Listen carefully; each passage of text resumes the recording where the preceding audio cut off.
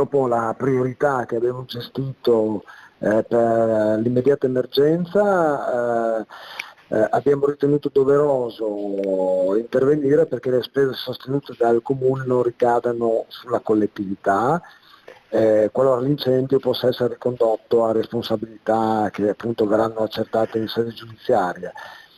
Secondo noi è un atto di responsabilità verso i cittadini e noi vogliamo riaffermare un chiarissimo principio che chi provoca un danno alla comunità deve risponderne e noi come istituzione abbiamo il dovere di difendere il bene pubblico. Non abbiamo ritenuto di costituirci parte civile perché ovviamente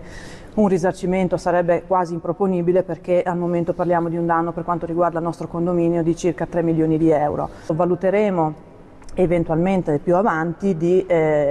radicare l'azione civile per un risarcimento, ma lo valuteremo anche in base alla responsabilità, se emergerà con certezza o meno in capo a questo soggetto. Tuttavia oggi ho voluto essere personalmente presente per l'Ater ovviamente di Udine, ma anche per rappresentare idealmente tutti i nostri inquilini che hanno subito un'esperienza traumatica e dalla quale per fortuna sono usciti indenni, diciamo, dal punto di vista della salute, ma a causa della quale hanno subito ingenti danni anche alle loro proprietà, ai loro beni.